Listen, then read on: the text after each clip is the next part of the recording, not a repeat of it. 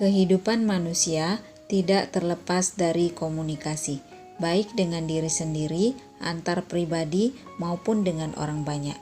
Apapun jenis pekerjaan, baik sebagai guru, dosen, pengacara, pedagang, atau yang lainnya, harus terampil dalam berkomunikasi.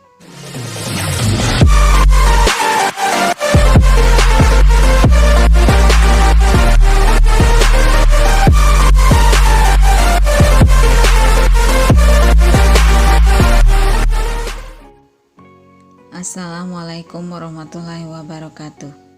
Apa kabar teman-teman Ruang Sains? Semoga kita semua selalu sehat dan selalu dalam lindungan Allah Subhanahu wa Ta'ala. Semoga apa yang kita lakukan dapat bermanfaat dan menjadi ladang amal serta mendapat ridho dari Allah Subhanahu wa Ta'ala. Amin. Kali ini saya akan membahas tentang konsep dasar komunikasi. Video ini teruntuk rekan-rekan mahasiswa, khususnya mahasiswa STKIP PGRI Lubuk Linggau yang sedang mengambil mata kuliah pengantar komunikasi. Sebelumnya, jangan lupa teman-teman tolong support channel ini ya dengan cara tekan tombol like, subscribe, dan aktifkan juga notifikasi loncengnya. Bagi teman-teman yang punya saran atau pertanyaan, silakan masukkan di kolom komentar. Terima kasih.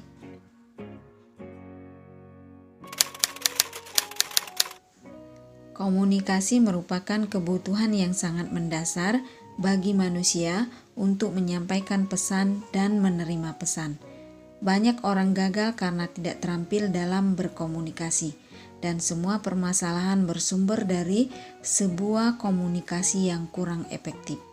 Untuk itu diharapkan kita mampu untuk berkomunikasi dengan baik dan benar. Mempelajari komunikasi adalah belajar tata cara dalam menyampaikan informasi yang baik dan benar. Adapun beberapa proses yang harus tahu sebelum menjadi komunikator yang handal, yaitu yang pertama, kita harus tahu dulu apa itu komunikasi. Menurut KBBI, istilah komunikasi mengacu pada suatu upaya yang bertujuan untuk mencapai kebersamaan.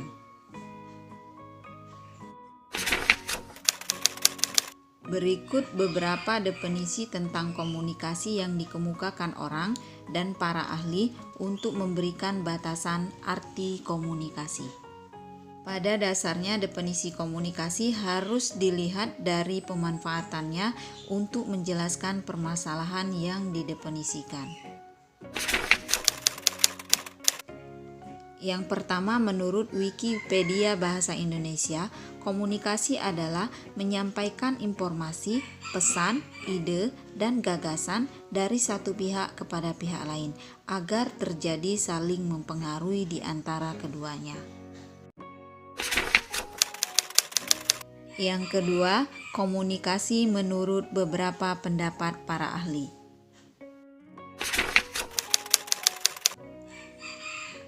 Menurut Dr. Alo Liliweri, dalam buku yang berjudul Dasar-Dasar Komunikasi Kesehatan, mendefinisikan komunikasi sebagai pengalihan suatu pesan dari satu sumber kepada penerima. Pengalihan pesan dilakukan agar penerima mendapat pemahaman mengenai sesuatu. Menurut Reddy Panuju MSI, komunikasi adalah sistem aliran yang menghubungkan dan kinerja antar bagian di dalam sebuah organisasi yang menghasilkan suatu sinergi.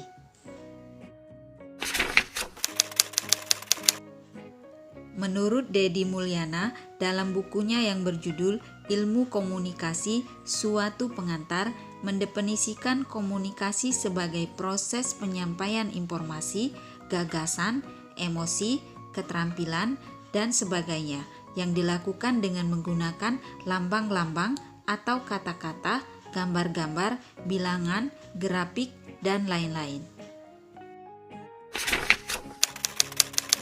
Dari beberapa pendapat ahli tersebut, definisi komunikasi dapat disimpulkan bahwa komunikasi adalah proses penyampaian informasi atau pesan dari satu pihak kepada pihak lain, baik informasi secara lisan maupun tulisan. Yang kedua, tujuan komunikasi. Setelah mengetahui apa itu komunikasi, berikut Anda harus tahu tujuan komunikasi. Secara singkat, tujuan komunikasi adalah untuk menciptakan kesepahaman di antara kedua belah pihak. Namun, masih banyak sejumlah tujuan komunikasi yang perlu Anda ketahui.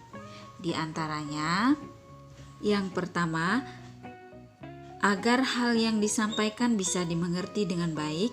Yang kedua, menghindari kesalahpahaman.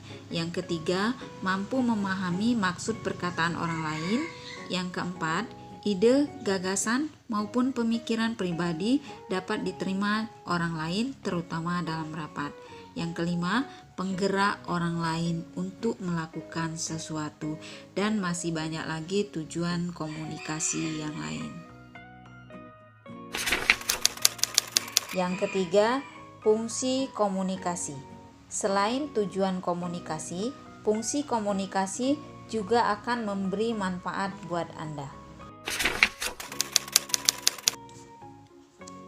Adapun fungsi komunikasi diantaranya sebagai berikut. 1. Menyampaikan informasi. 2. Menyampaikan pendapat agar dapat diterima oleh masyarakat atau yang terkait. 3. Sebagai bentuk interaksi dengan orang lain. 4. Untuk menambah wawasan dan ilmu pengetahuan. 5. Dapat mengenali diri sendiri. 6. Mengurangi ketegangan atau mencairkan suasana. 7. Selalu menjalin hubungan yang baik dengan orang lain. Dan yang ke-8, memotivasi orang lain. Terima kasih sudah menonton video ini. Semoga bermanfaat. Terima kasih juga bagi teman-teman yang sudah support channel ini. Bagi yang belum, silakan teman-teman tekan tombol like, subscribe, dan aktifkan juga notifikasi loncengnya. Semoga Allah akan membalas kebaikan teman-teman dengan kesehatan dan limpahan rezeki. Salam sukses selalu. Wassalamualaikum warahmatullahi wabarakatuh.